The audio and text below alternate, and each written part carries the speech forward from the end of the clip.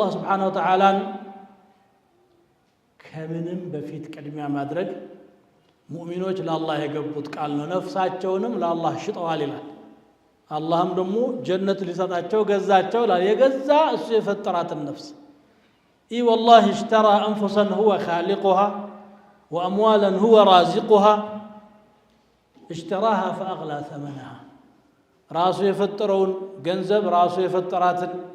ነፍስ እስቲ ጀነት ለስጣችሁ ሽጡልን ማለትም ማለት ነው ከኔ ሌላ አታስቡ በቃ ለኔ ተዛዝ ደፋ ቀና በሉ ወደኔ ተማጸኑ ከደጃት ተጥፉ በሬን ቁሙ ቆርቆሩ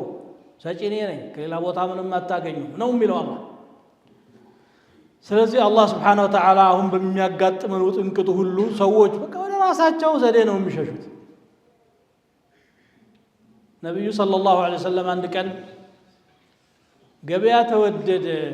غلى السعر يا رسول الله فسعر لنا አሏቸው ገበያ ተወደደ ኑሮ ናረ ገበያው አሁን እንደምንለው እና ዋጋ ይተምኑልን ከዚህ በላይ እንዳይሸጥ ብላችሁ ሲሏቸው ان الله هو المسعر القابض الباسط ዋጋ የሚያወጣው አላህ ነው የሚጨብጥ የሚዘረጋው አላህ የሚጨብጥብን በገዛ ጥፋታችን ነው ان العبد لا يحرم الرزق بالذنب يصيبه አሉ ነብዩ ሰለላሁ ዐለይሂ ወሰለም አንድ ባሪያ በሰራው ወንጀል ሰበብ ሪዝቅ ሊከለከል ይችላል በሚሰራው ጣዓ ደግሞ ሪዝቅ ሊከፈተል ይችላል ዓለም በሪዝቅ የተሞላች ሆና በመከራ በችግር ደግሞ ሰዎች ይማቀቃሉ እዚህ ዱንያ ላይ ያለ ሪዝቅ አሁን ላለው የአደም ልጅ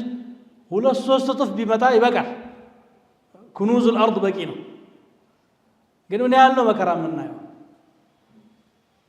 ጭንቀቱ ደግሞ ከዛ ይበልጣል ከችግሩ የበለጠ ደግሞ ጭንቀቱ ይሄ ሁሉ اطمئنان بالله ثقة بالله توكل على الله اعتماد على الله اعتصام بالله اللهم تماما بالله ممكات الله لا يتسفى متال ውስጣችን ስለመነመነ ነው